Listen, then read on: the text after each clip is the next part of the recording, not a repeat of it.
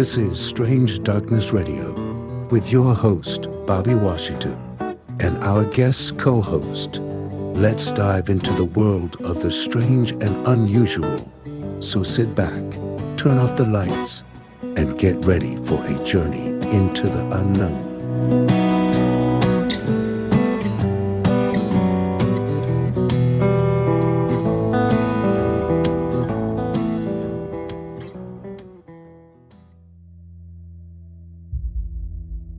We have Steffany Strange on tonight's show. Renowned psychic medium with a passion for sharing spine-chilling tales on TikTok, where she has amassed over 700,000 followers.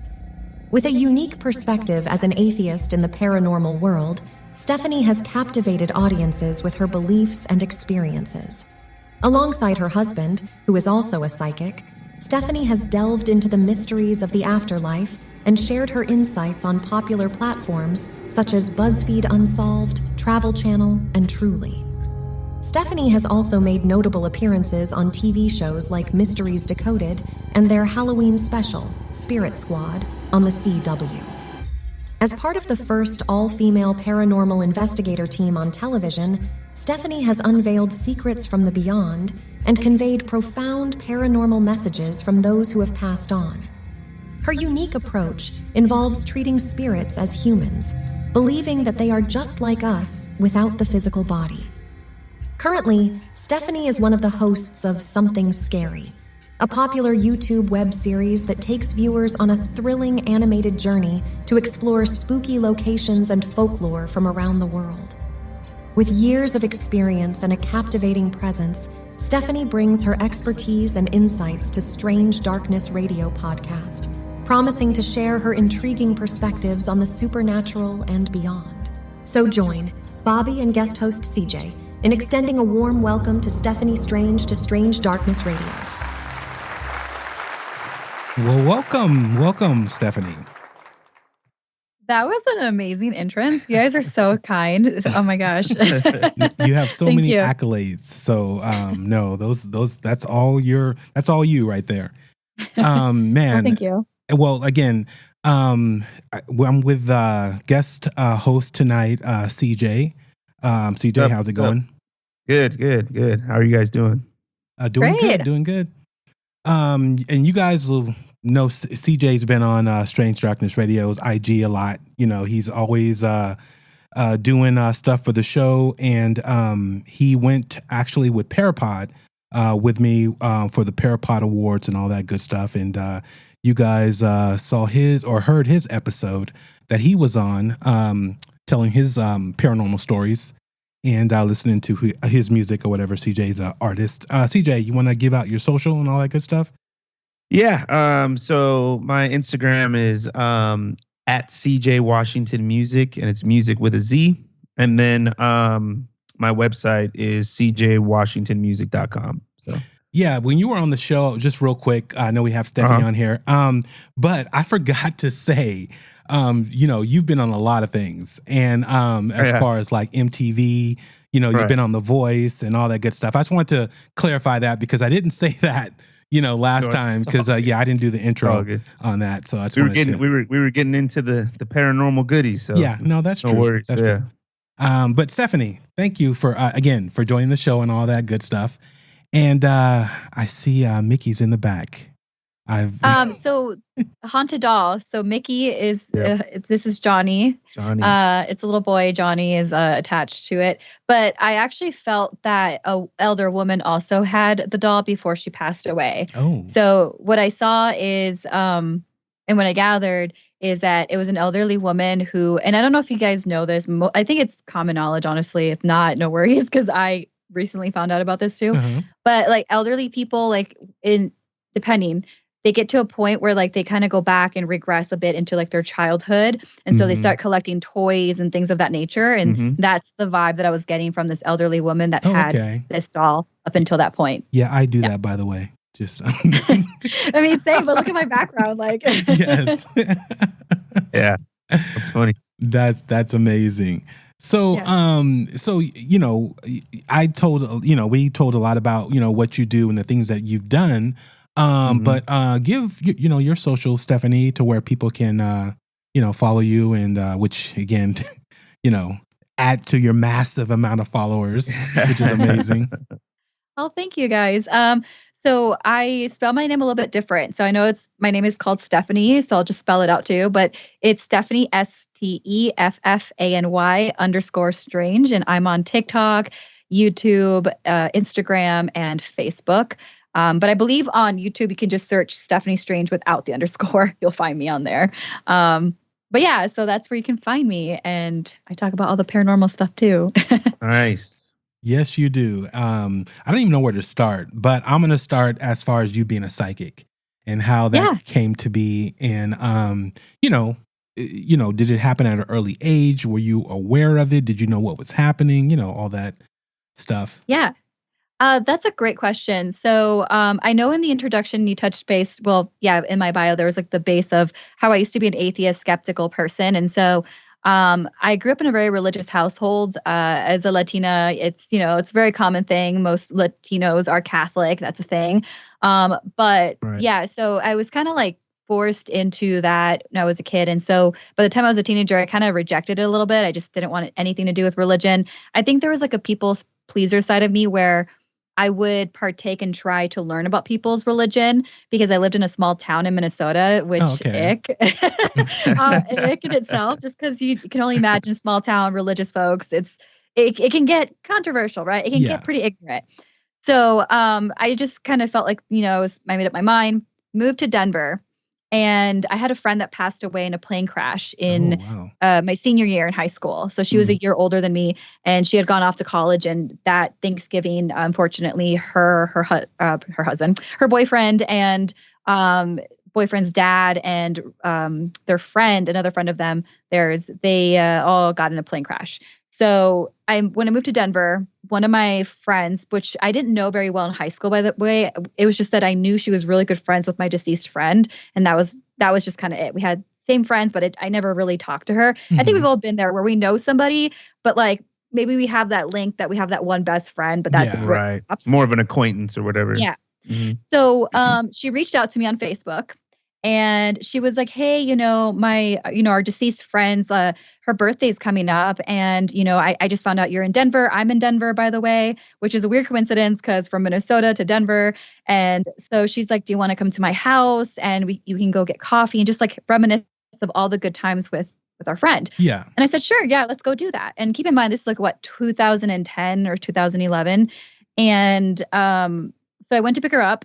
And I didn't know this, but her mom and her mom's partner. So for context, her mom and her it's a lesbian couple. So for people to understand, if I say she or she, yeah. Right. So anyway, so I went to pick her up, and her mom walks up to me and she goes, "Do you have a brother?" And I'm like, "No." She's probably confusing me for somebody, like maybe I just have a very generic face. I don't know.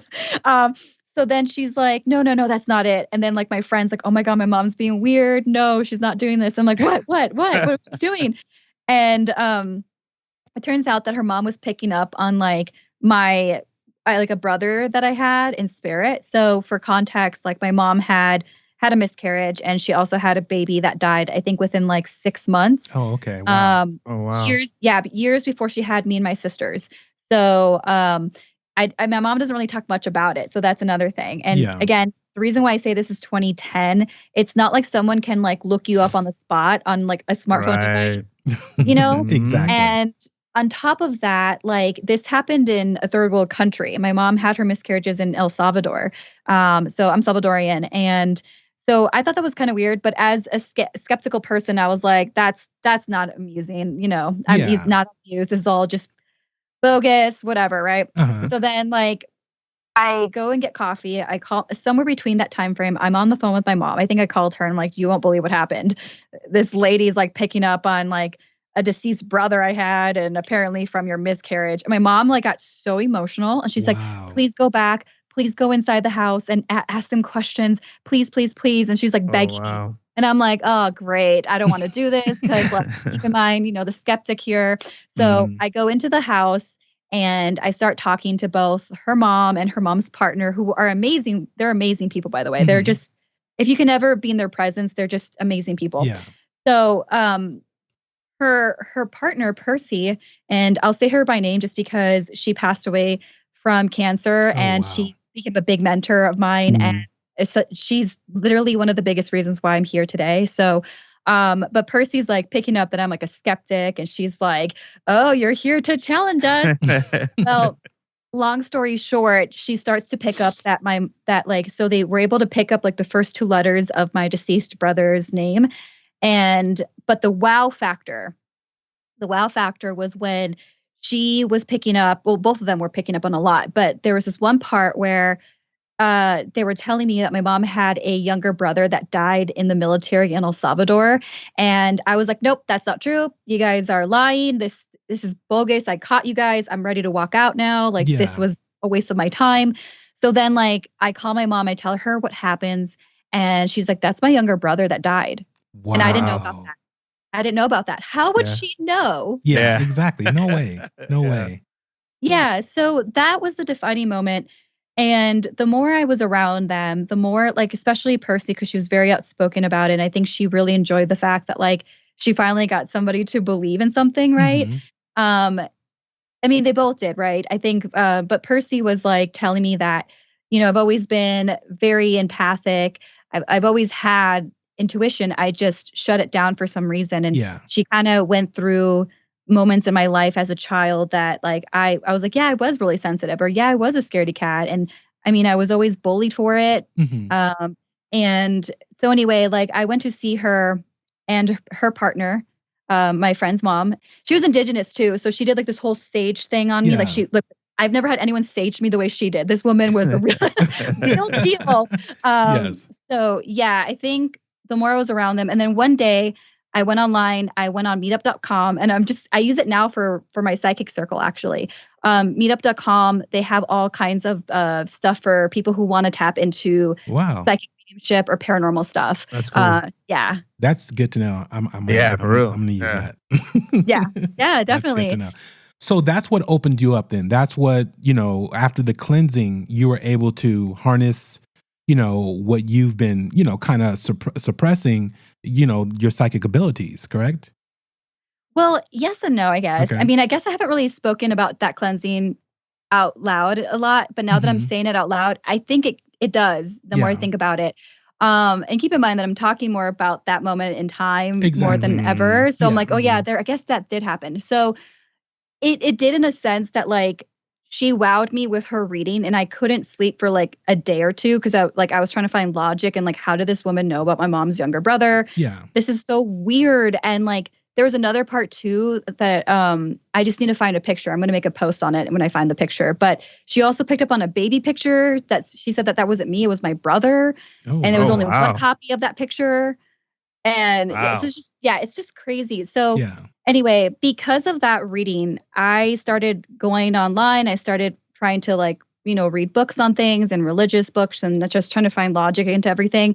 But meetup.com in particular, when I started joining the psychic development group, I was like, I got to see for myself. What is this about? What do people do in psychic circles? Like, as a skeptic, I should be sitting here and seeing what it is that they're doing. If it is a fraud, right? Like, you know what I mean? Like, I need to be fair. At that time, I was trying to, in my mind, I'm like, be fair. So I sat in the circle, and that was interesting because it actually dispelled everything that I thought as a skeptic. And what I mean by that is, most people think psychic mediums become psychic mediums because they want to make a living off it. And that's not simply true. Yeah. People actually do this as part of a spiritual journey for their own intuition, for their own self. Exactly. And I think that in itself was something that I was warming up to. I was like, wow, this is like, it's not people with tarot cards, like, sitting outside at a busy street trying to ask people for readings. It's not. Right. I don't think I've ever seen that, at least not in Sacramento, California. New Orleans? No, not in Sacramento. LA, probably. Yeah. Oh yeah, LA for sure. Most definitely. Yeah. LA, New Orleans, all kind, like, those, like, really, very populated places with events. Yeah. And but anyway, so I was like, it's not this. And so I had sat there for many months. And I think after a couple of months, no, maybe I keep forgetting, like maybe 6 months, 3 months in, I don't remember anymore, but it was many months until I finally felt like I could feel comfortable giving my first reading. Yeah. So I'm sitting in the circle and I'm like, all right, I'm just going to say it. and I actually got something right. And, Wow. I was like, whoa, where did this come from? That's cool. And then I took another course. So the circle isn't really like a course where you pay like gobs of money. It's like when and if you have time on a Friday night, you want to sit down in a circle and practice, chill. You pay $20 at the door, you go in and just sit down with people. Oh, that's pretty interesting. Yeah, that's cool. And then I took a certification class, and that was a little bit more money, but that was interesting too. So it took me many months, but it was me observing them first, like actually going into the element of like, what does it look like for people who start off as wanting to tap into their psychic abilities? Yeah. And will that buy? And I think that's powerful. And I think if most skeptical people would sit down in a circle and just watch these people start off, it's not showing people how to con one another. It's not showing people how to read body language. It's not any of those things. So yeah, it's interesting. That was going to be one of my first questions to you, is like, once you kind of found out that you had these abilities, was it something that you could just use right away, or was it like something that you needed to develop? So that's pretty cool to hear. Yeah. I feel like it's like a muscle. I feel like everyone's intuitive. We've all had experiences where like you feel someone's watching you, and they are like, you're napping. Have you ever had that feeling where you're like half asleep and you feel like someone's watching you, and you open your eyes and it's like your mom or your brother?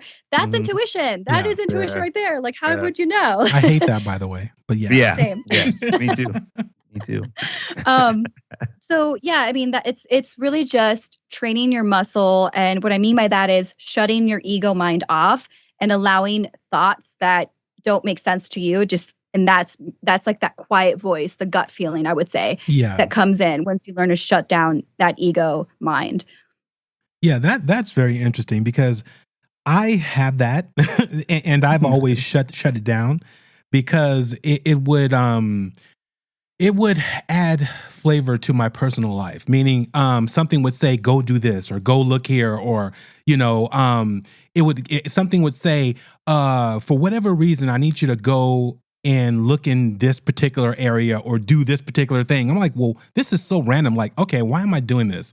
Like, I'm looking for a screwdriver that I wouldn't normally look in this particular place for the screwdriver. Then I find something that I don't want to find, or whatever. It's like the weirdest thing. And I'm like, please, can you just stop? Like, it's just, for me, it was just too much, whatever. But it's interesting how it works.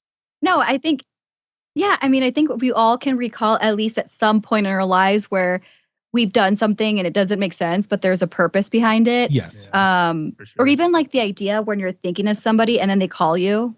Like, yes. That's also it too. Again, I think, and I think that's the thing about like the whole being a psychic. We'll just start with the psychic, because medium is a different thing. And so for those people that don't know the difference, a psychic is basically somebody that can read the energy in that present time, which that therefore allows that person to read energy in the past, present, and future, if that makes sense.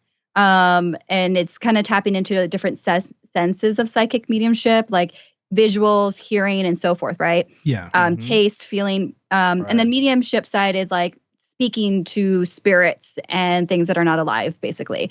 So it's an interesting thing, because like pop culture and everything has sensationalized the community, that we think we have to like see in physical form dead people, or we think we have to be able to be spot on with the future. It's like, that's not how it works. And I think that's why I'm in this space, because people don't expect psychics or mediums to look like me and to express life like me. And my mentor taught me that too. My mentor from the psychic development circle, his name is Charles. He just turned 60. So he's nice.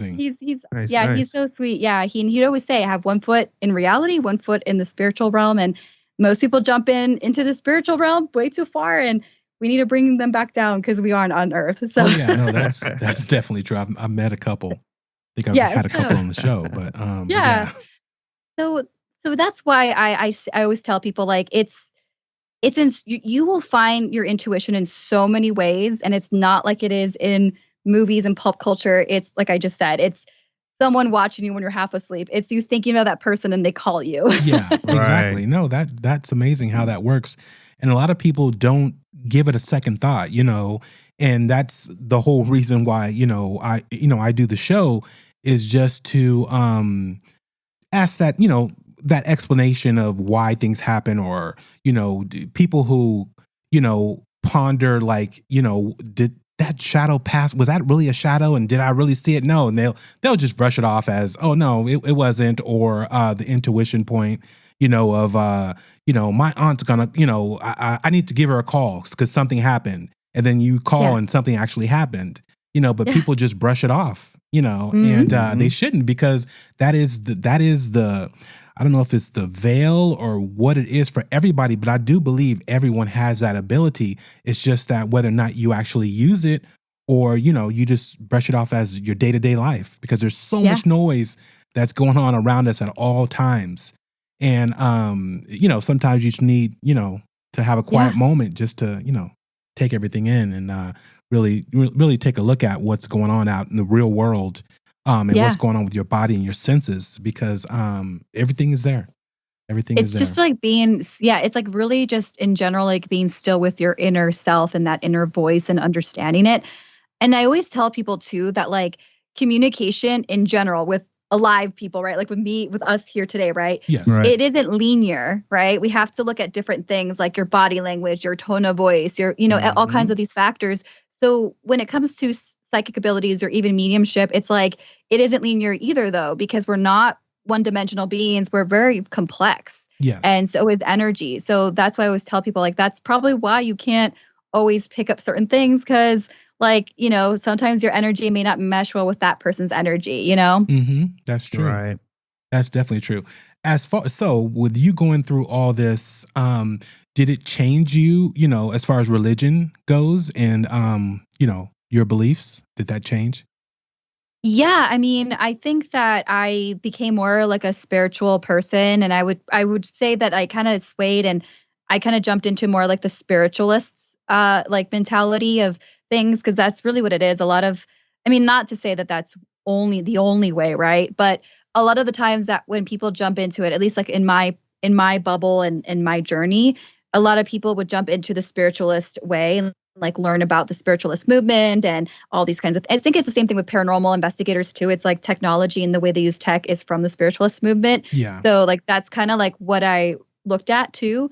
And it's interesting because before I jumped into all of this and I was like an atheist, skeptical person, I actually was reading a lot of things in like Eastern spirituality of like the self and the mind. And so it's kind of funny how now that I'm on this side, it's like I do resonate with a lot of that still though, and I carry that with me too. And like Taoism and all of that. There's also like that the book of like the Tao of Pooh. I probably am saying it wrong, but yeah, that's a really cool book that I really, really love. It's basically talking about that as like the character of Pooh, and Right. so it's really fascinating. But yeah, no, I think I didn't like jump into like a religion necessarily. It's just more of like being open-minded to everything and understanding that like the way I tap into my source and my energy has led me to where I need to be. And it's made me a happier person too. Well, that's good. That's definitely good.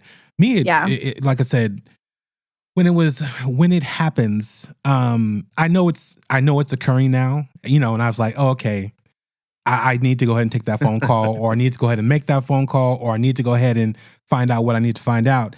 But I'm still like antsy about it, because again, it's still, I don't know, it's still a little freaky, as far as me, because again, taking the classes and, having someone guide you through it is totally different than, me. It's more like just pushed a lot on me, you know what I mean? To seek out different things, whatever. So by doing the show, that's what I'm doing. I'm doing my part in that regard. Yeah. It's all a personal journey too. You know what I mean? Like I definitely think that, even with like, if you were to be like even like a paranormal investigator, and I think not most, but there is a handful, there's a spectrum at least in even like the paranormal investigator space where they don't see that this, even though they are using equipment and, they're doing their own science, it's still driven through a spiritual belief system, hence why there's spirits involved and afterlife involved. So yeah, I mean, I'm always like, I think in this space more than people think too, it can be very polarizing. It's not all people believe in ghosts, and so we're all in the same belief system. It's more of like, It's interesting. I don't know. That's the interesting part of this community. Yeah, no, that is intriguing. CJ, you have any questions for Steffany? Yeah, so kind of going with the investigation portion of it, like when did you start? Like once you kind of began developing your abilities, when were you like, okay, I'm going to take this out, into the real world and start, investigating different places? How did that begin? Yeah, that's a great question. So I really tapped into the psychic side first. So I want to say that like when I tapped into this, I wasn't like, oh, yay, I'm a medium too. No, it was like, it was actually just first the psychic side. And then I would notice that in my readings, sometimes like the mediumship would come out, but it wasn't like the dominant portion of my readings. And it still felt like a little bit at a reach still. Like I would sense things and I would get things, but it still wasn't where I wanted it to be. And then I think a couple years prior to the lockdown, I think maybe 3-4 years prior to that, I really started to try to push myself into that mediumship side. And what I mean by that is like I would go and do like haunted tours, like, like the Stanley, the Queen Mary, or like, go to places that there was like ghosts or something and see what I would feel for myself, right? Without doing the investigation portion, just feeling it out. Like, what do I feel? What do I see? And I think doing that and meditating too, like I know it sounds cheesy, but I really dove into my artwork, and that's how I meditate. And that's when I really started to push that visual side of me and opening up like that visual third eye. And so then like when I would go to these haunted spaces, like it would feel like, oh my God, I'm seeing this in my third eye. And like, okay, I'm just going to start describing things and see what we get. And it would actually reflect with like the storyline of that place. Right. Oh, wow. So I think that's when I was like, okay, cool. I think I'm getting the gist of it. And now I know that like my strong suit is feeling things though with my body, feeling things and just knowing things too, like just being clairsentient and all of this stuff. And I'm like, whoa, I don't know how I know that, but I do. Yeah, that's a trip. Yeah. Yeah, like this one time I went to my friend's house and, well, actually I had moved in, but prior to that, I'd gone to his house and I felt like there was just like an energy there every time I was in the lobby. And then when I moved in, I just kind of like had a feeling to go to the basement of the apartment building. I don't know why. Yeah, that sounds good. And so I did. Yeah, this is a trip. And I'm like, I felt like something was talking to me, but it wasn't like a voice. It was like through feeling of just knowing. Mm-hmm. So I went down to the lobby. I turned into the basement. It was a dark basement, by the way. Just why did I do that? I just did. Please don't ask by why. Yourself? Were you by yourself? I was by myself, yeah. Oh, wow. Oh, so, no. Yeah, it kind of felt like the back room, like the uncanny like there's like nothing there. It's just like like a dark hallway and like a dim light. Well, I get there and I turn left and there's like this bright library with like these cute little beanbag chairs. It was like a library. And I was like, what? Wow. This is so cool. And I needed a library because I was crashing on my friend's couch and I was in college. So I was like, yay, I can go down here now. No one's going to bother me. There's computers here. This is dope. But I mean, yeah, it's creepy, but it's like, I felt like I needed it. And like and it sounds so silly, but I felt like a spirit was like, cool, you need a library. I got you. It's kind of guiding you to. I was just going to say, it's like giving you the confidence to get through that scary part of like, okay, I'm going into this basement. Like, that's really cool. Yeah, I've had a lot of moments in life where it's like right now where it's like I'm saying it aloud. I'm like, I know this sounds like such a loony bin, but here I am. And like it turned out to be a cool library. The other thing too, when I first before I moved to California and knew anything about Santa Clarita, didn't know anything about Santa Clarita other than like the Santa Clarita diet show that was on Netflix. My cousin was living there for a little bit. And I agreed to babysit her daughter while they went on their honeymoon. I get in her car and I'm like, all right, I'm going to get Starbucks. And I forgot my phone, which I don't know why I forgot my phone. I've always had my phone on me, but I forgot my phone. And I just knew where to go. Like something was like, I got you. And I ended up at a Starbucks with a Target. And I was like, what? Okay. Just like trust the process. And I found exactly the Starbucks. I was like, I love that. All right, cool. That's pretty cool. Yeah. You should make that a t-shirt. Trust the process. Yeah. Trust the process. That's awesome. Giving me all kinds of cool ideas. But then sorry, I know it's a long-winded thing, but to answer your question though, it was a process. And then it wasn't until the lockdown, I started going to like cemeteries with a friend of mine and like, or just like my husband, that I was like, okay, this is kind of cool. And then I started doing scary videos and ghost stories on TikTok. And yeah, I mean, I didn't consider myself an investigator. I just was somebody that was like, I want to feel the energy in haunted places. Right. But my first real investigation was with the CW at the Adobe Leonis. And that was really cool. Yeah. You're listening to Strange Darkness Radio, where we bring you the creepiest and most fascinating stories from the world of the paranormal, conspiracy theories, and everything strange. Stay tuned as we take a short break, but don't go too far, because we have more spine-tingling tales to come. Strange Darkness Radio will be back in just a few moments.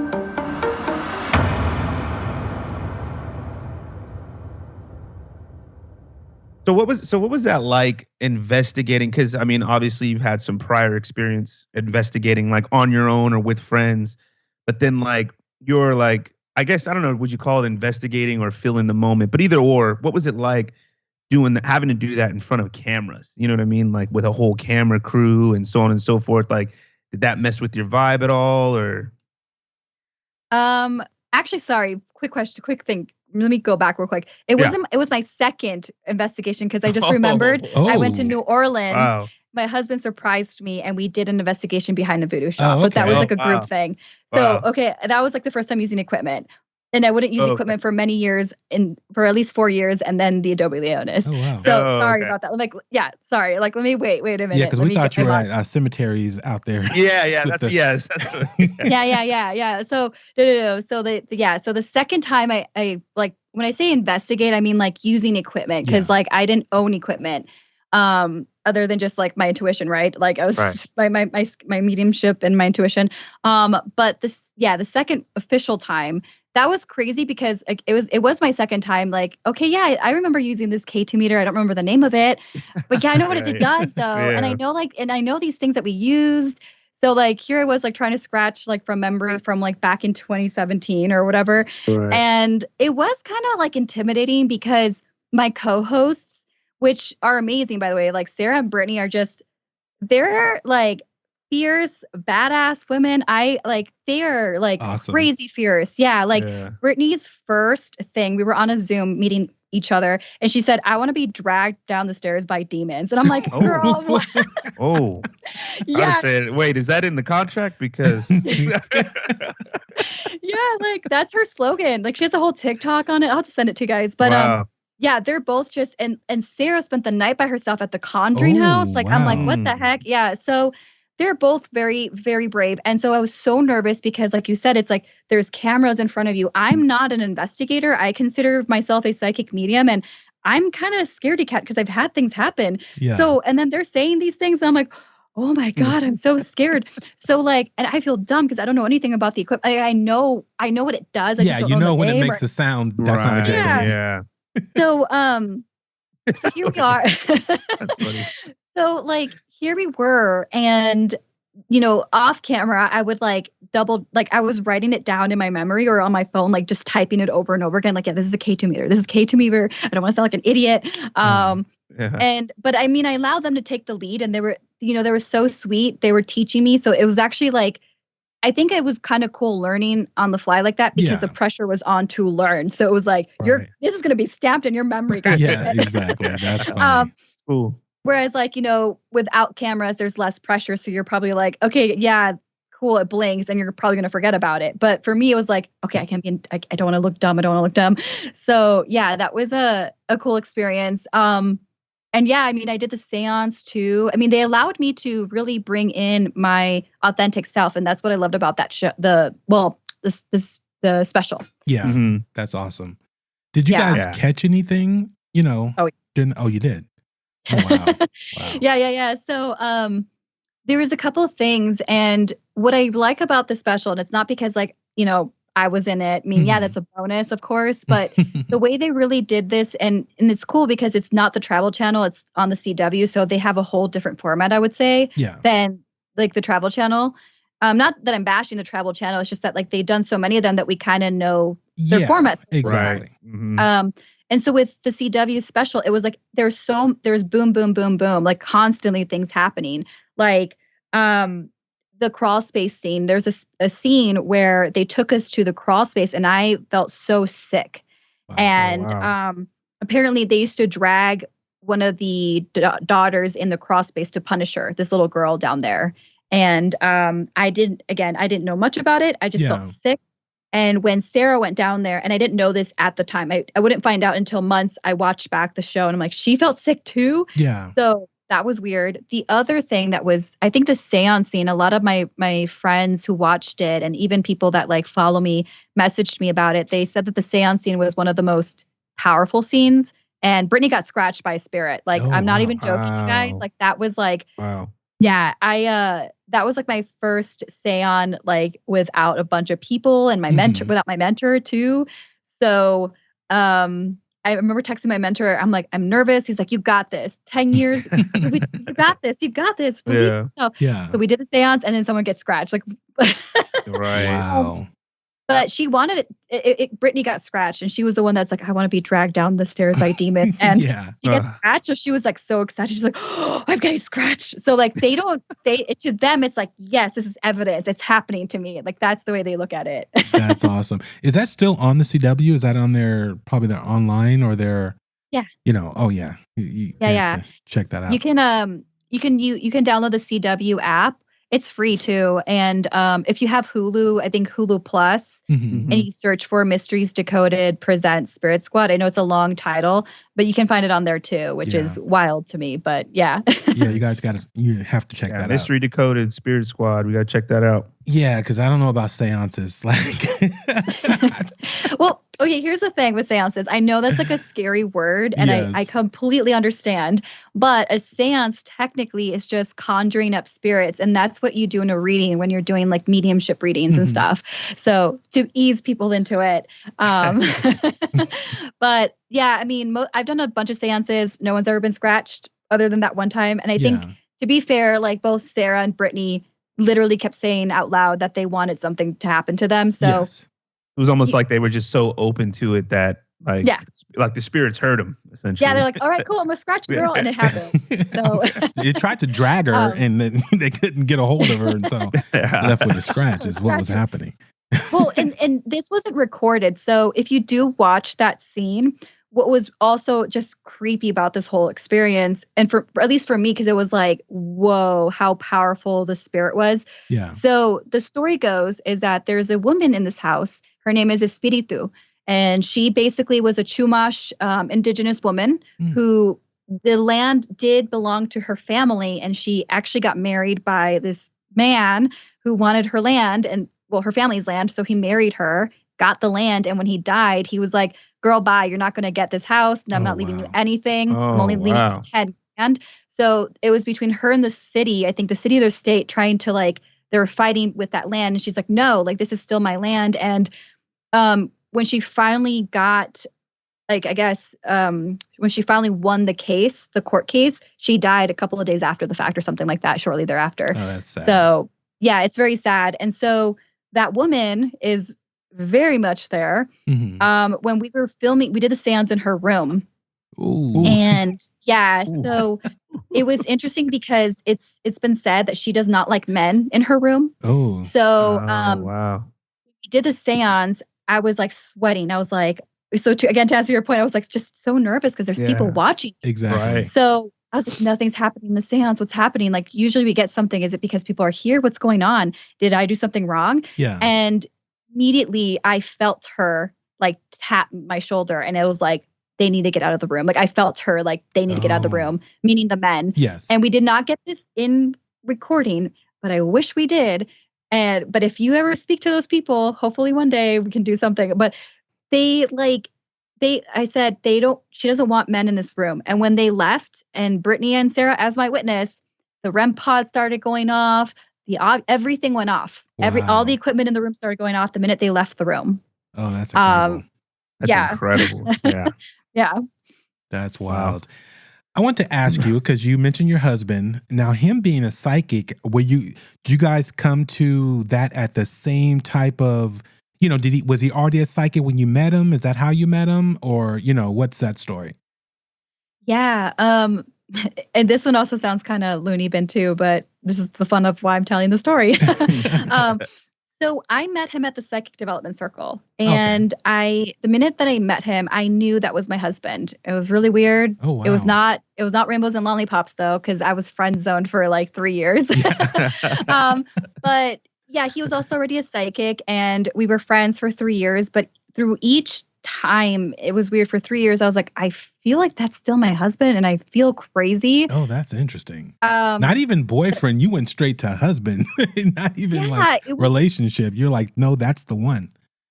But it wasn't like, okay, yeah, that's the one. I'm going to pursue him. And no, it was like, is that my husband? Yeah, like it was you've seen like a past life type feeling. Yeah, it was weird. And I remember this one time, and like, so he tried to talk to me for many weeks, and then but as like a friend, because like he knew everybody there. Mm-hmm. He had been doing it a lot longer than I was, and I just avoided him because I was like, I know it's gonna happen. No way. Like that's I'm not ready for that. Yeah. And I also had gotten out of a 7-year relationship. Okay. So I was like, I went from a 7-year relationship to random dude that I just met here. My husband. What's going on here? Exactly. And I remember this one time, like, I think like, so we were friends and he did know how I felt. Like so to be honest, like he knew that I had that vision and it scared him off. Yeah. Which fair, like so fair. Come on. Like I don't blame him for that. Yeah. But anyway, like it was an interesting thing because like on the 3rd year, we had a fallout. We didn't talk for like 5 months.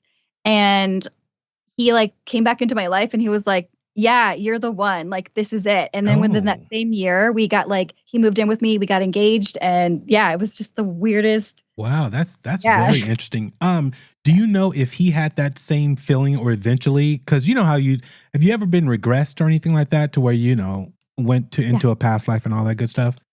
Yeah, I had done. So actually, it was interesting because he was supposed to go to the past life regression thing that we did at the Psychic Circle, and he didn't go to that one, but I did. Oh, okay. So I had been doing that for a while, and then, yeah, it was just an interesting thing. I don't think he's ever done a past life regression, but I think like those 5 months that we weren't talking, like he said he just woke up one day and he was like, I'm dumb. Like that's the person I'm supposed to be with. Like it was just like he woke up and he was like, no, that's the person I'm supposed to be with. And then it just, it was interesting. Wow. But to be fair, like he was going through his own journey of like, because even though he had been doing the Psychic Circle, he was like, I can't tap into my abilities. Like I keep trying and trying and I'm having a block. Mm-hmm. So whereas like he was seeing other people in the circle, like you said, just like, bam, they just like, they're so good. And he was like, what is up with my journey? And so it was interesting. It's just interesting. And this is what I'm saying, like psychic mediumship, and whether you're a psychic or a medium, everyone has their own journeys and just one day just clicks like, oh my God, like this, I'm receiving these messages. Exactly. No, that's amazing. That's amazing. Well, that's good that, you actually went to the meetups and all of this. I mean, think about it though. All the things that have came from, you actually going and doing this, Yeah. And it's incredible. It's incredible. Meetup better sponsor me. Just kidding. I met my husband. I got my job. Well, I mean, you kind of have a point though, because I don't think a lot of people know. I mean, it's for instance, it's like having that ability, and kind of knowing you have something poking and prodding at you, if you will, but you don't really know where can I go to kind of figure this out or help guide me through this. So, I mean, it's There's a lot of books that people have. Different, mediumships as far as the, people and psychics who write books just to try to help people, tap into their ability. And again, learning from a book and someone there with you and guiding you through. What I was gonna say. Is totally different. Like having somebody right in front of you is way different, I feel like. So. Yeah. I mean, can I just add too that like, so my biggest pet peeve, and I'm just going to say it because it's not how I learned. I hate the answer. When people ask people in this space, how did you learn to do what you do? And then people say, Google it. It's my biggest pet peeve because it's simply not true. It is not true. Like, I'm glad you at least said books. But I hate when people say, well, I don't know, Google it. Like, if you go online, you'll find court girl bye. Like, it's really not like that. It's like, for me, I use the internet, but that was like maybe 1% of it. Yeah. The rest was like, okay, I'm online. There's this meetup, and excuse me, and there's this course or Mhm. these psychic circles, let me show up. And so when I tell people now, it's like, yeah, get a book. Yeah, that's helpful. Don't go online. Get a book. Yeah. Yeah. Because especially nowadays, there's just so much media. We're so heavily for sure. consumed in like Mhm. just like bias, right? Yeah. To be honest, like we're in an age where there's so much accessibility to research, but it's very biased, right? So Mhm. what does it look like when you take yourself and remove yourself? You have to actually experience it now for yourself to really just like, does this resonate with you? So I always tell people, get off the internet. I mean, search for like a local occult shop, right? Yeah. Mhm. I'll give you an example. I just moved out here about a year and a half ago. I moved out to like LA County. I'll just say LA County Okay. because Yeah. So Right, big. right. it's so Yeah. big. But where I moved, I went online and I like searched the nearest like occult shop, or I drove around to see if I could find like, a crystal shop, witch shop, whatever. Why? Because most of these shops are going to have people that clearly they've been doing this long enough to have a business and a running business on top of that, right? Yes. Like a Mhm. business where clients trust Established. them. Yeah. Yes. And on top of that, most of the time, these spaces are going to have a community already there that already do tarot card readings, are having classes, all kinds of stuff. So that's my biggest advice for people. Get off the internet, go find your local witch shop, crystal shop, ask them what's going on in your community. Support your local shop, support specialists in your local area. You're going to learn way more with people in a community than Googling something. Exactly. No, that's amazing because how, you even came on the show and how we're talking. I needed to hear exactly what you just said, and you don't even know why or anything about that, but I needed to hear exactly what you just said, and I'll tell you that off air. But yeah, so that's pretty amazing. That you said that. So interesting. Yeah, and like, sorry, I don't mean to go on about this, but I forgot to mention when I found the local occult shop, it was actually Mystic Dylan's shop that I found. Oh wow. Wow. He was at Parapod, and I kept seeing him everywhere, and I'm like, Yeah. I keep seeing this dude. I like him though. I keep seeing him. He's so nice. Yeah. And now I have my psychic circles at his shop. So I mean, Oh, that's awesome. That's awesome. That is so awesome. So let's get into a little bit of, your scariest moments as far as, becoming an investigator and actually going to these places. Cause you've gone to quite a few now though, right? You've pretty much racked up a lot. So, I wouldn't say what's the most haunted. I don't really mean in that vein. I mean more of, what really scared you to where it's like, whoa, I didn't see that coming. Like, Yeah. Oh gosh. Well, let me get a water because. Oh yeah. that water itself is hilarious. Is that the water? Is that the evil water? Liquid. The guy who is that the water though? Yeah, that's what The they liquid say. death? I don't. It's not necessarily evil, but yeah, that's No, what they yeah, say. he he does a little thing. Somebody sent me that link, and I was like, "What is happening with this water?" Yeah, I think I was the one who sent you that. Yeah, I saw that on Instagram. Wait, I'm gonna have to look. You have to send some of this to me because now I'm I'll send it to you. Yeah, I'll send it. It's I don't remember the exact details, but it's something about he prays over the water. He prays over the water with something, and so that's why they call it the liquid death or something to that extent. But I forget, but I will send it to you though. Yeah. I'll send it to you. Okay. And I don't know if it's real or not though. So I'm about to spray myself with hex water or I think something. it's publicity, but like what you were talking about. You got to get off the internet. Who knows? Could be. But I'm like, so now I need to spray myself with like some good juju. Okay. That's too funny. So yeah, the scariest stuff. Okay, so honestly, like, okay, so I have a few, but the one thing that like people get asked me this too is like my first scary experience, and I think my first is one of the scariest ones because, and I'll tell you why. It was something that happened to me when I was a kid, and I didn't realize how creepy it was until I was much older, and I was actually starting to believe into like the paranormal. Yeah. And I think a lot of people have those experiences. But then the second scariest was the Myrtles plantation. Oh, goodness. So like, I don't know if I could ever spend the night there.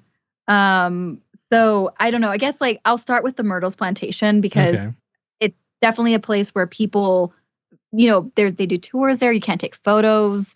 There's like the famous haunted mirror there. So, and I'll say this too before I begin the story. Supposedly, like the stories that is told during the tours at the Myrtles Plantation have not been confirmed true, I guess. So there's like some controversy on that. I don't know. But what I do know is I did experience hauntings there. So whatever. Yeah. And it's a plantation. I mean, point blank. Right. Plantation, you're going to just in It's general. A lot of horror. Yeah. Exactly. And anyway, but I know I'm getting off tangent with like all the stuff here. But anyway, so when I first arrived there, I thought I saw people hanging from the tree.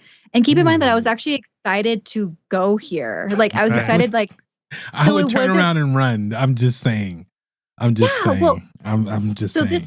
This is what happened. So my husband's like, okay, I have to take you here because I went here years ago and I'm curious to see what you pick up on this place. So we go. And I'm actually just excited because it's one of those things where I've never been to the South, and I like architecture. Like I like seeing how things were built, and in general, like that's just a fascinating thing for me, right? And just, obviously pay my respects to that because it's still a plantation, and I always feel bad, and it's just like people getting married at plantations just cringe. Sorry. Yeah. Anyway, so that's why I say pay my respect. Yeah. So here we are. I get to the plantation. And I'm like, cool, this is going to be my first plantation. This is, I can't imagine, right? Well, we get there and I'm like, what is on the tree? And my husband's like, what? What do you mean? I'm like, what's that on the tree? And I'm like panicking. And he's like, what? I'm like, isn't that a person? And he's like, no, I don't see anything. So I start to have like a panic. Like I literally have like this whole panic attack moment. And so he takes me across the street. So across the street, there's like a mini gas station. So we get water, I get some snacks, and I'm like trying to calm down. So I'm like, I thought I saw something hanging from the tree. We want to hear from you, our loyal listeners. To be a part of our show, call our Strange Darkness Radio hotline at 916-741-3032 or email us at strangedarknessradio@gmail.com. And don't forget to follow us on Instagram at strangedarkness_radio, Twitter at SD Radio, and Facebook at Strange Darkness Radio to join our ever-growing Strange Darkness Radio family. Stay connected with us and keep the mystery alive.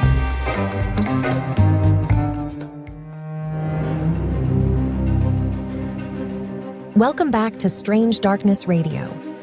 Before the break, we were discussing some fascinating topics with our special guest, Steffany Strange.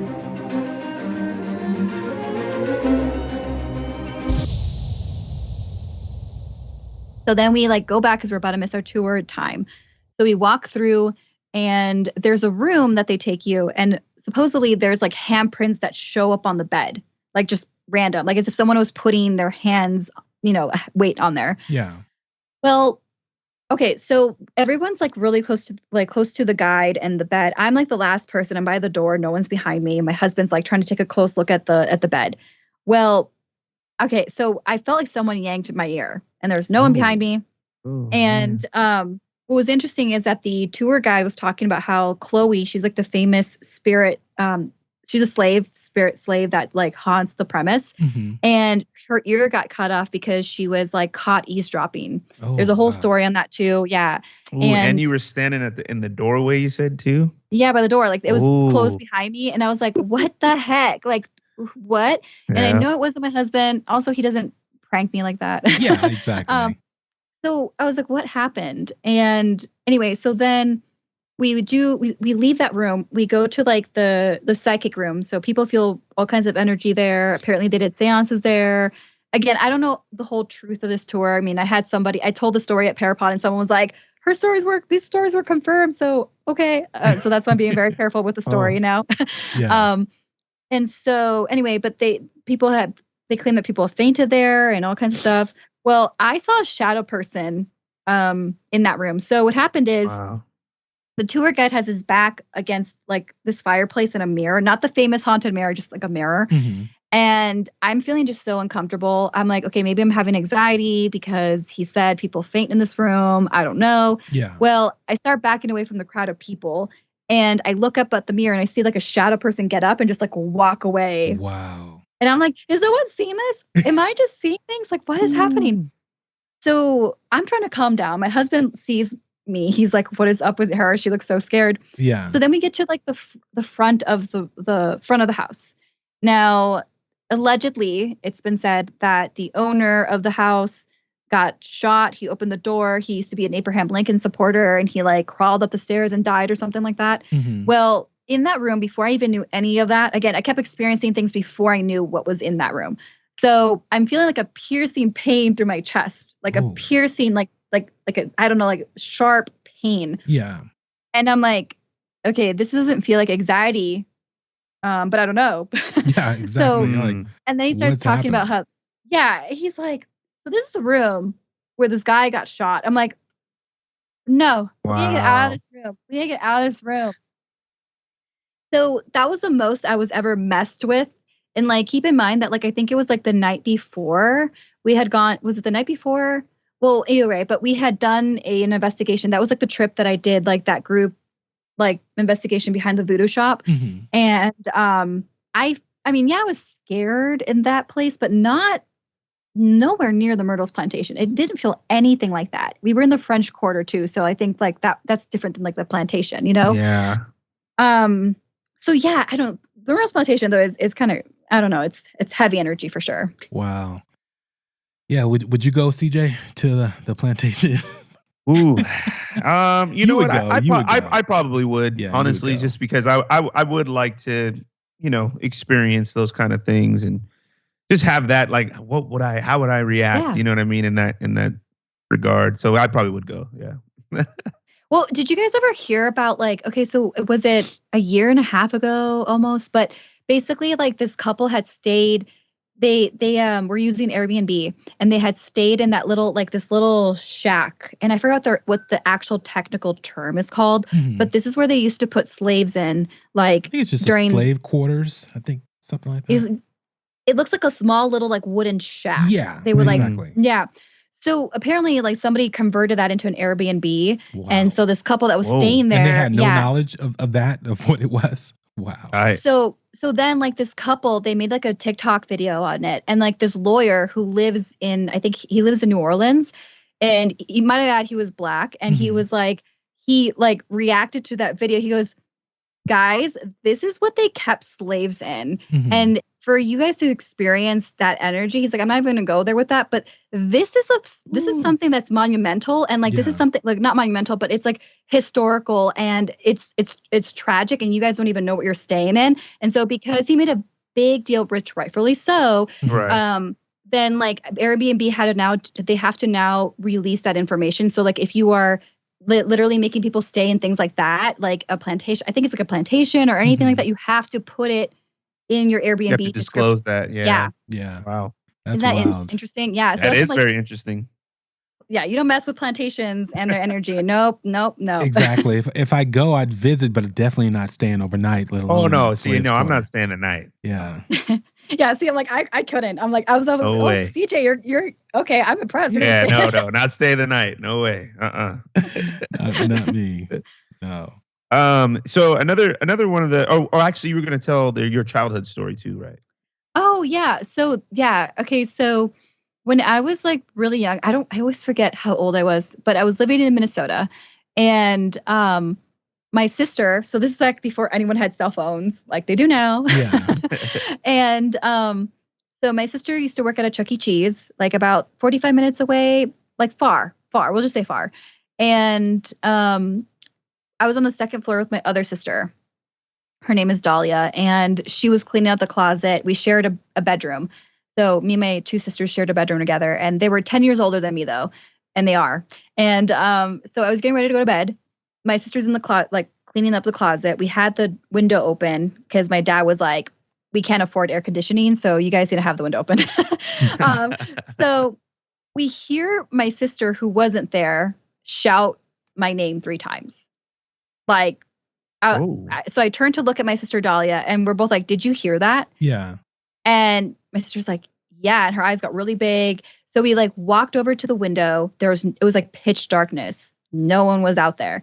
So we go downstairs. Her car isn't in front of the house. It's not in the driveway. It's not in the garage. Her car's nowhere to be found. It was just the weirdest thing ever. So I was freaking out because I'm like, well, what if something happened to her? So we called her job. And again, people in my TikTok have asked this question and I'll answer it. But it's like you have to call someone's job because we don't have a cell phone. You are funny. Okay, wait. We have to do a disclosure. That's funny. Steffany, you look like you're 18. So I'm saying when people see you, they don't even correlate. Like, what is she talking about? There was no cell phone. Whatever she's talking about probably happened like 3 months ago. So and I am not joking, people. I am not joking.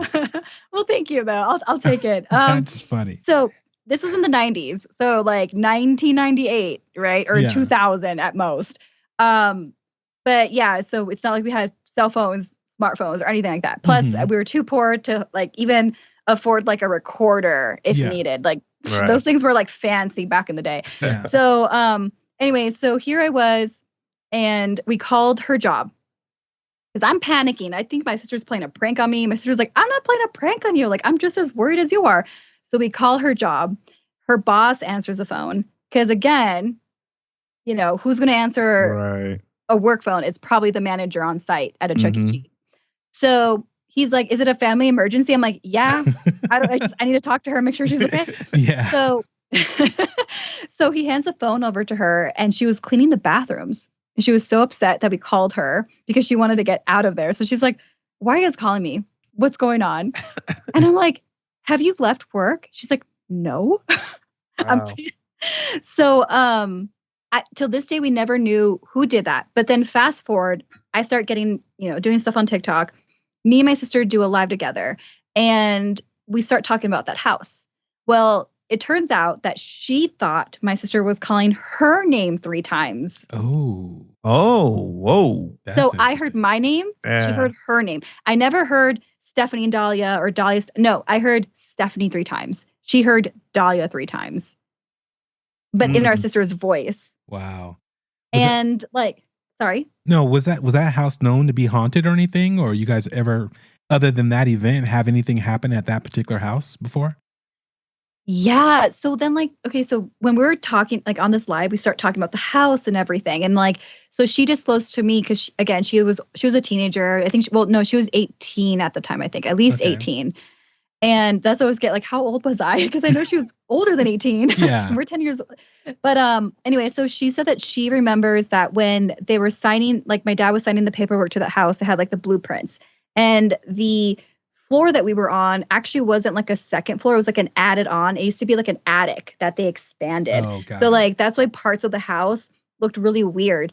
And I remember that I felt so drawn to this little creepy part of the second floor that looked like the attic. It was very dark, it had creaky floors, it was very dusty, but I put all my toys in there. Mm-hmm. Well, my sister always thought that was really creepy, and she had a dream that there was a man in that room with me, and he was telling her that he was going to take me.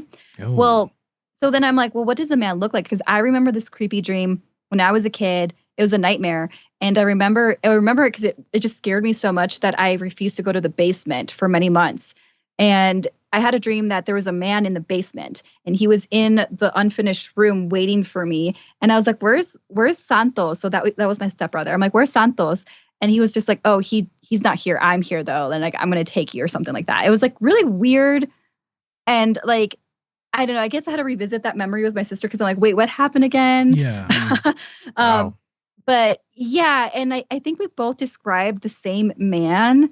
He had light brown hair, I think. And he had but was it plaid? I have to ask her again, but we were both this sounds really creepy and similar. Yeah. And that does. Yeah, that's it. Yeah. So I don't know. It's sometimes interesting, because I'm kind of curious.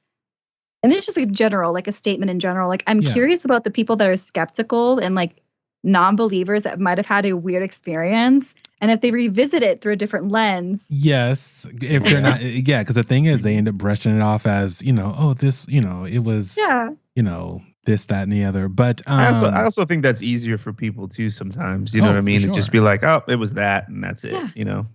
Yeah. Yeah. Because I brushed it off as okay, my sister played a prank on me.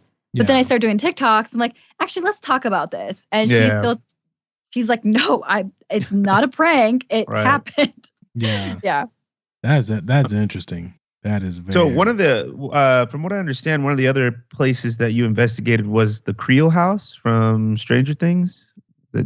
Yeah. So was that before or after the taping? After. So actually, so my co-host Blair, she's awesome. She's actually a she's a filmmaker. So she documents things, and she's done a lot of cool stuff, and she knows a lot of people in the film industry. And so when they had like a film festival going on in Rome, Georgia, which I didn't even know Rome, Georgia existed. But yeah, me neither. So I looked up where the house was. Yes. It's cool though. If you ever have the opportunity to be in Georgia, make the drive up there. It's really pretty. And we got to do an investigation in the theater, the DeSoto Theater, and the Creel House. Oh, cool. So for the film festival, this couple, they were selling the house, and I guess they just wanted to. I don't know, but it was a beautiful house. I don't know why they would sell it, but whatever. Yeah. But because of the film festival, they were doing tours, so they're allowing people to see the house. And, they had a couple of like Stranger Things, like little memorabilia and stuff. But anyway, they allowed us to go there. And after they were done doing the tours, and do a quick little mini investigation there and see if we can pick up anything. Wow. And so I think we're probably going to be the only people to ever do anything like that, to be honest, because the house has been sold. Oh, wow. And I saw that. Yeah. Mm-hmm. Yeah. So when we went there, it was like this beautiful Gothic decor. One of the owners, he was an antique collector, so he bought a lot of antiques. But they were scared, by the way. Like they didn't want to. They were hoping we didn't catch anything. Yeah. So it was wild because, and it's on the Snarled, youtube.com/Snarled YouTube page, or Something Scary. If you look that up, it's there too. But anyway, so we had the K2 meter and a polter script, and for me, it was just such a phenomenal experience because on the first floor, I didn't feel anything. I mean, yeah, I felt like comforting energy. And for context, when I feel like things are comfortable, I feel like that's like very like either super nice, like very quiet, very shy spirits. So even if they're there, they probably didn't want to talk to me. Yeah. But then I went upstairs, and you're not allowed to go into the bedrooms. They had a rope, but you can look, you can see from the entrance, but you can't go in there. Yeah. So the black couch caught my attention. Like I just felt like something was grabbing my attention, and I felt something there, but I couldn't go in the room. So I was like, okay, whatever, So I walked back downstairs, and the owner was like, "Did you feel anything? I hope not." And I'm like, "Well, there's a couch upstairs." And he stopped, and he's like, "The black one?" And I'm like, "Yeah." Oh, wow. And he goes, "Well, we just received that couch like less than a week ago." Oh, no. The previous owner, he's like, the previous owner passed away. Ooh. And her final request was that the original furniture were to remain back into this house if we sell it. So I was like, what?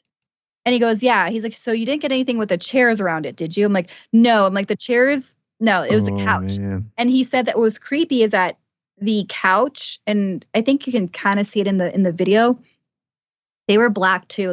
It actually felt like it was a set, but it wasn't. Yeah.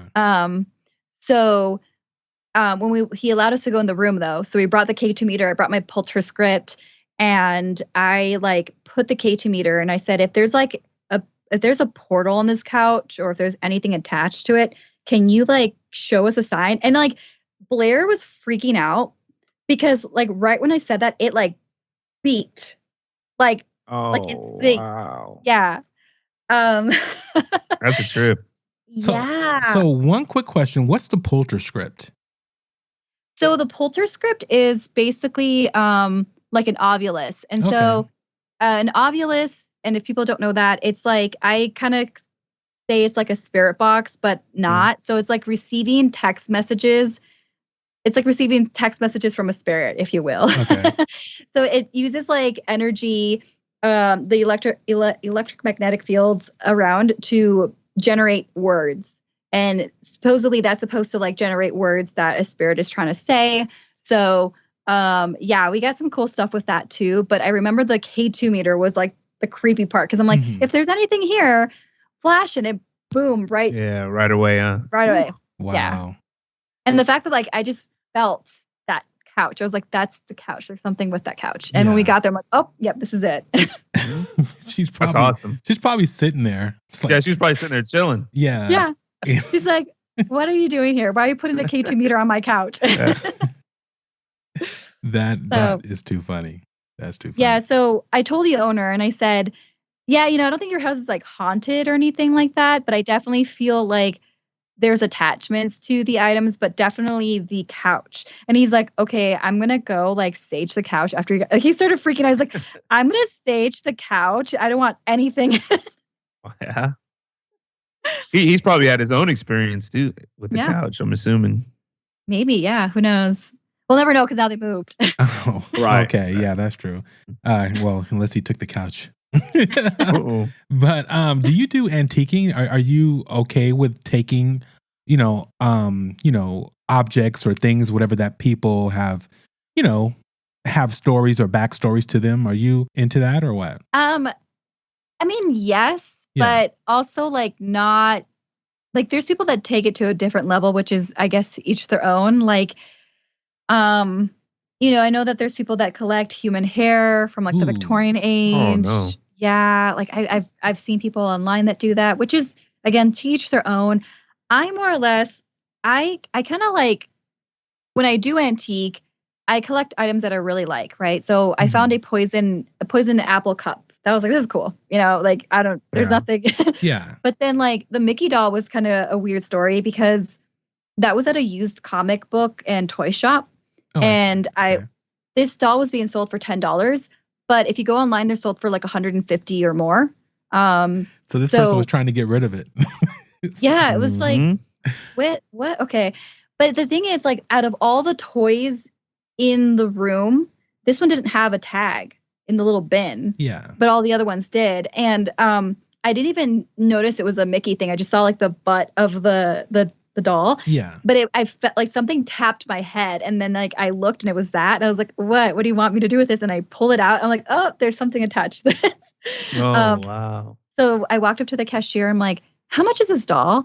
And he's like, I don't know. Let me ask the owner. And the owner is like, $10. Just take it. I was like, okay. Wow. Yeah. That is too funny. And so then for more context, it's the spirit is Johnny, right? Yes, Johnny. That's attached to Mickey, the Mickey doll. Okay. Yeah. And did you feel anything when you grabbed the doll, or was more like just, intuition as far as, or just happenstance, meaning what is this? Is, or do you think something actually, wanted you to grab it? I think something wanted me to grab it. Because again, I go to a lot of antique places. Yeah. And that's also part of just me like going to haunted places too. It's like the same thing as like, what can I feel? What can I pick up on? It's like my own little game, right? Of like, what can I pick up on today? And another example of that, I went to the Pasadena antique shop, and there's this content creator. Her name is Kelsey Davies, and she owns a doll now. But there was this doll that I kept looking at. I'm like, this thing is haunted, and I don't know if I'm comfortable with this energy right now. It's like very, very intimidating. And then later, I'm like on Instagram, and I see that she bought the doll. I'm like, oh my god! Ooh. So it's like because she collects haunted things too, right? And so I don't know. For me, it's like kind of like a fun game when I go there. Of like, what can I pick up on? Like, what can I, But I don't really buy a lot of antique things, but I like going to it. It's interesting because it's fun for me, at least in that respect. But I don't know. I mean, I have a diary from the 1930s, and that was wild. It's in the garage. That's though. Cool. Yeah, it's very and I know people are like, why would you buy a diary? It's like, well, because the spirit was upset that it's on eBay and it doesn't want people reading its diary. Oh, you got it from eBay or what? Where did you get it? Where did you get the diary from? So it was on like suggestions on eBay of like, here's like a diary from the 1930s. And I kept looking at the image. I'm like, I feel sadness. So I bought it because I felt bad. I'm like, maybe I can like bury it somewhere. Or that's like, pretty awesome. Yeah, that's a trip. You felt the energy through like the web, basically. That's interesting. Yeah, well, okay, so part of like developing my skills, we used to do these exercises like the name game. I don't know if you've ever heard of that, but it's like the idea that like when people give their name, you feel their energy. So like, has someone ever told you about like a friend or someone they're dating? You're like, I don't, they're talking about this person. And I'm like, the minute they say their name, you're like, oh, okay. Yeah, it's kind of more or less like I feel it as opposed to telling them. But yeah, I know what you mean. Yeah. Like you're not going to tell them like, oh, Samantha seems like a jerk, but you're like, you said Samantha. And now I'm kind of like, I don't know how I feel. Right. So the same idea applies to like photos, because like photos have energy of like your essence in them, right? So like names and pictures and all that, like you can sense that. Or even just like looking at somebody, you can like at least somewhat have an idea of their essence, right? And I don't think that's supernatural. I think it's just in general like body language stuff. Exactly. But yeah, so like I have felt energy through photos, and we've done exercises in the circle too with that, which has been really fun. But yeah, so for me it was just like, oh, I feel sadness. And when we received the diary, my husband like immediately started saying things like, we need to read a Bible before we open this book. I'm like, what? You're scaring me. And so we read like a passage of the Bible, which again, I'm not like religious and I've never done that. And we opened up like the first like page, and the diary essentially is this person logging the times they went to church, how they wanted to travel, to Europe because they were like really religious. And this is all from the 1930s. So that was creepy that my husband's like, we need to read the Bible before we like open it up. Yeah, he kind of picked up on it. Yeah. I was like, wow. What? Yeah. Yeah. That's cool. Dang. Do you guys do that as far as being psychics, as far as he picks up on something that and then you pick up on the same thing, or vice versa, meaning you're like, no, I'm not getting anything, at all, but he's like, no, I'm getting all of this, I'm this person is talking to me, or this is what's happening, and you're like, nope, I'm not getting it. Yeah. I think we take turns, to be honest. Like sometimes I like to use the word like generating in a battery. Like, so one person will be the battery and the other person is generating that energy, I feel like. Oh, nice. And that's happened in our psychic circles too, where like someone's just like doing all the readings for everybody in that circle, and someone else is feeling drained. I'm like, okay, that person is generating, that person's a battery. Yeah. So, I mean, it's just like a thing that I've noticed over time. But like, yeah, my husband, like with the diary, it's like, I didn't pick up anything. Yeah. Right. And he's like, yeah, the Bible. And then like, he started like getting so like alert. He's like, I'm seeing this woman. He started describing her. And I was like, I'm not getting anything right now with his diary. So like, yeah, we definitely have moments where like, he's like receiving all these downloads, or we both receive different downloads at the same time, but like a conversation. It's interesting. Yeah. Yeah, that's pretty cool. Yeah, that is very interesting. So, how often do you guys do your podcast on YouTube?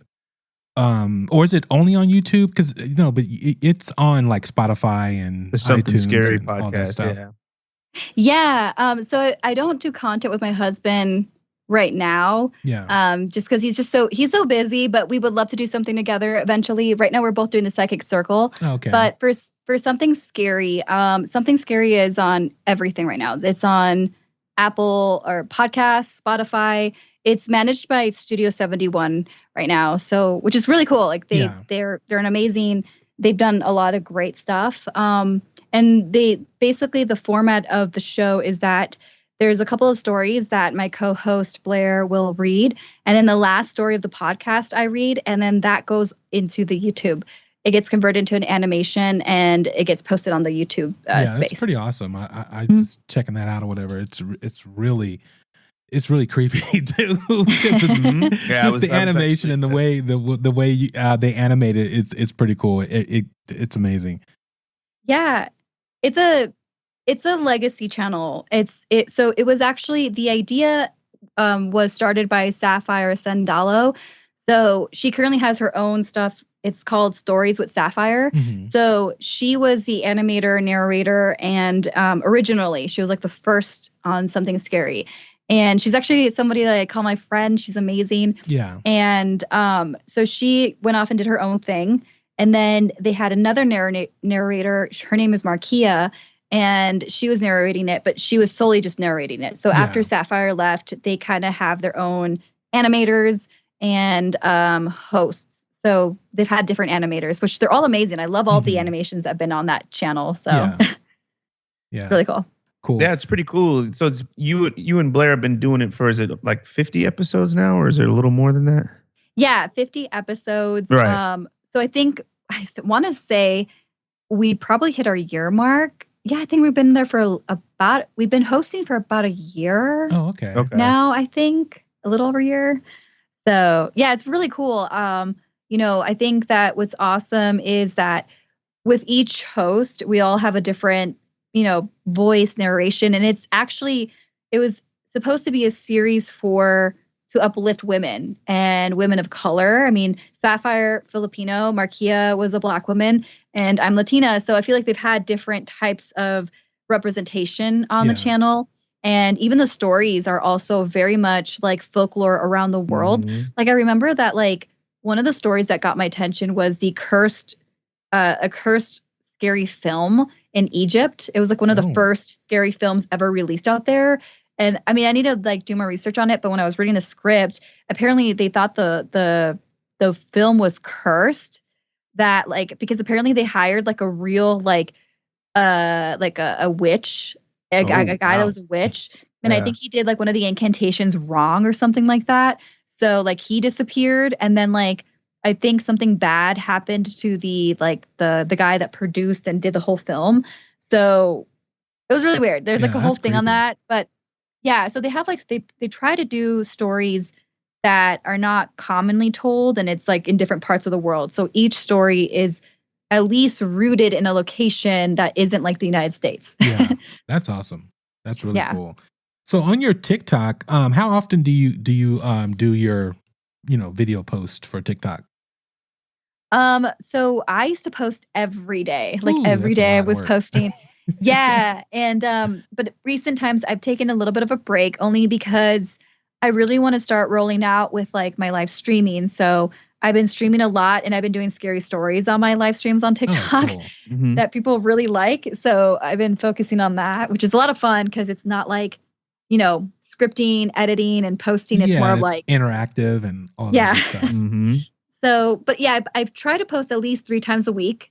But I was posting every day. Wow. Yeah. That's a lot. That's a lot. Yeah, it was a lot. And I did different things too. So I do ghost stories. I've done true crime. I've done just pictures too. Is this a ghost picture type of thing? Yeah. So I do different formats on my channel, and because it's fun to give people a different variety of things. Oh no, for sure. CJ, any other questions? No, I did actually. Well, yeah, I did see you speaking on the variety of topics that you have on TikTok. I saw that you were kind of talking about the Mandela effect with the Darth Vader, Luke, I am your father. Are you into those type of things too? Outside of the paranormal stuff, I guess conspiracy theories, if you will. Yeah, I mean, so I touched base on this in the true crime panel for the Parapod of what do we think of the word conspiracy, and is it really all that bad, or is it all just nonsense? And I do enjoy a very light-hearted conspiracy, and I take it with a grain of salt, because there is a lot of stuff that's okay, this is too far into the deep end, and I don't flat Earth theory, right? Oh yeah, yeah. But then you have the Jeffrey Epstein stuff that was considered a conspiracy, and then that turned out to be true, the ring of sex trafficking and pedophilia and all that stuff. Right. So that's true. I mean, technically, conspiracy falls into the category of things that people refuse to acknowledge, and all these people are doing is trying to seek truth to that. But because it's so vague, you fall into the spectrum of flat Earth or Jeffrey Epstein. Right. Right. What is it, right? Or you have the whole theory of 9/11 or whatever, right? So it's sometimes some of these things are so fascinating because if we really think of just the history of American government, can we trust them? Well, that's Good question. Yeah. Yeah. And that's what fuels the whole conspiracy theory, though. That's that's what fuels it. I mean, you go to that like we just had the UAP report come out in the last couple of days. And so there's questions about that. They're like, well, no, we can, okay, because of the lens, we, this triangle is this. And then they show, and then in the same breath, they show some silver object flying past a plane, and the pilot is using his phone to capture it. And they're like, oh, but that we can't explain. It's like, right. So it's hard to believe them. It's so frustrating because I think we were all there for like the Parapod, the awards, right? Yeah. And you can feel the animosity and resentment from like the people who are part of the UFO community when they were giving speeches, because like in this day and age, as of right now, UAPs are considered a government threat. And it's something that this community has been voicing for many years, of not just like, not the threat part, but that like there's something to question. And people are like, you guys are crazy. But now that the government literally has said, yeah, it's a threat, no one's talking about it. The people that were skeptical and making fun of the community, where are they? Like, I want to hear their thoughts, and I understand that part of things, like why they would be resentful at that point. Yeah, it's a little bit bittersweet for sure. So. Exactly. Yeah. That's very true. So we're gonna wrap this up because I know it's been a while and we don't want to keep you too long. But I just wanted to ask you about skeptics. What do you say when someone comes up to you and that whole thing and they ask for a reading and then they're like, you didn't get anything right? What do you say to those people? I mean, I've been so lucky and like to not get those people. Oh, that's cool. That's awesome. I've never had someone like, oh, you're fake. And but also too, like at the end of the day, like I was saying earlier, the whole thing of readings is to read the energy that person is bringing, right? I mean, I shared a story on Ghost Magnet about how I had a stalker who was a client of mine, and he was stalking a woman. Okay. And at first I didn't pick up that he was stalking her because I was really picking up on the dreams that he had of this woman. I'm like, wow, he's really into this woman. Like, okay. Yeah. But that was the energy he was bringing to the table. And then it wasn't until like, I think the second or third time that I was like, dude, this guy's stalking this woman. And I'm not doing this anymore. I'm not about this. Yeah. And what I say to that is energy in itself is consensual. So like we all have things baggage that we don't really want to share with people. Yeah. And as a psychic, your job is to do consensual readings. Like what you're picking up is what that person is allowing you to receive. And if you're doing more to wiggle your way through that, because we all have a wall, like we all have like in general, right? Like when you first meet someone, you are bringing the first impression face, and that's the energy you're going to braid, right? Yeah. And when you start to get to know someone, you're like, wait a minute, whoever that person was when I first met you. Yeah. Right. Yep. We're very complex human beings, and it's not linear. So when I do readings, that person is coming to me and giving me what they want me to pick up on, like the energy. So I'm not going to pick up like some stuff that because at the end of the day, you put up just as much as I'm going into your space and energy, you're also putting up a wall and allowing a door to open of what you want me to read. And that's the way I see it. Like we're connecting each other, but that doesn't mean I see everything in your life. Yeah. So yeah, there's that. Plus, I'm also a big believer that people have like spirit guides and all this stuff too, and ancestral energy that are very protective of that person. So it's not like I'm like, okay, hi ancestor, I'm going to go past you now. No. So there's also that theory of like, at least in my mind, that's how I perceive it. And so in general, what I say to those people, it's like, well, if you're here and you don't really want a reading, then I probably won't pick up anything, and that's fine. Yeah. Also, I think going back to like what I said earlier, there's some people you vibe with and some people you don't. And I've had people that are open that I just can't, they have a wall. So I'm like, I can't, you're not allowing me to read you right now. And maybe I'm not the reader for you, and that's fine. Maybe our energy is not matching, and that's chill. Like, you can find, here's your money back, or here's whatever. Right. Go. Yeah.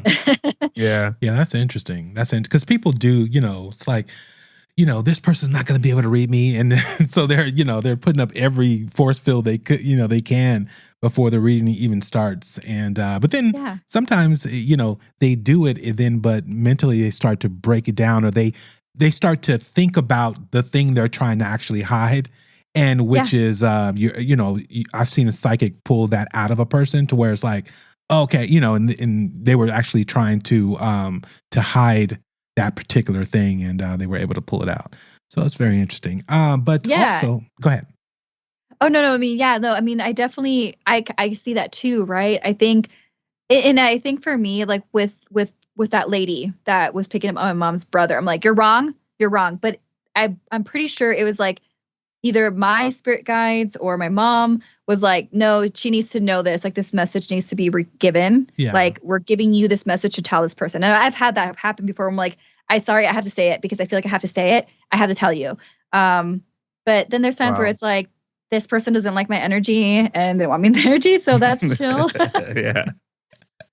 That's so funny. That's happened to me. Someone came up to me in the store and said, I have to tell you this. And, told me something. I was like, oh, okay, thank you. And well, there's also the idea too, that like, sometimes a message may not resonate with you right then and there, but maybe later down the road, it will appear one way or another. Exactly. So, what up and coming projects do you have, if any, going on? Yeah, so I've been filming for Mysteries Decoded. So this up and coming new season I'm going to be on 2 episodes this season. So that's exciting because usually that's like uncommon for the show. They usually try to have new guests, but they really liked me, I guess. So I got to film 2 episodes. That's cool. So yeah, I think it's going to come out in the fall, but we'll see. We'll see. But yeah, I'm looking forward to that and just all the cool places we went. And I can talk more about it because where we went was really cool. And then, I'm still filming for Something Scary. It's a weekly web series. So look out for that and just stuff on my social media. Nice. So did anything that we left out that you want to, say or let the public know as far as just, some question we didn't ask and you're like, but I wanted to, say this.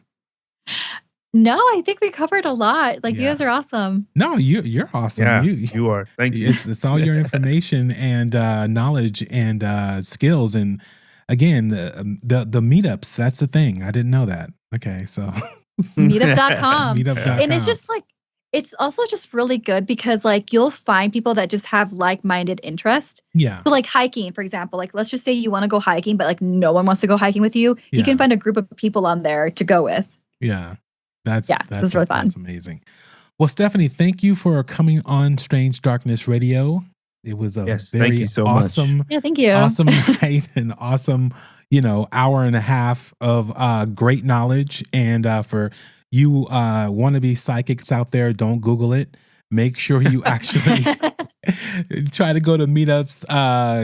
Give Steffany a slide into her DMs and say, "Hey, any books you can recommend, or when is your next class, or something like that." Maybe she can hold a YouTube, tutorial. Just to balance the social media side of things. To throw a Billy Carson out there. But yeah. Well, all right, Steffany. Well, thank you again for joining us on Strange Darkness Radio. Thank you. You're welcome.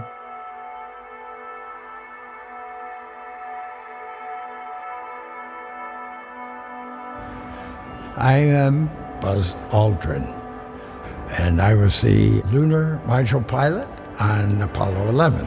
5, 4, 3, 2, 1, 0. All engine running. Liftoff. We have a liftoff. 32 minutes past the hour. Liftoff on Apollo 11. I believe that this nation should commit itself to achieving the goal before this decade is out of landing a man on the moon and returning him safely to the earth.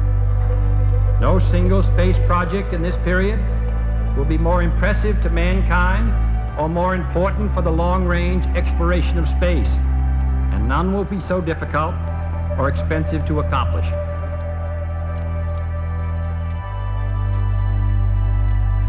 I occasionally think how quickly our differences worldwide would vanish if we were facing an alien threat from outside this world.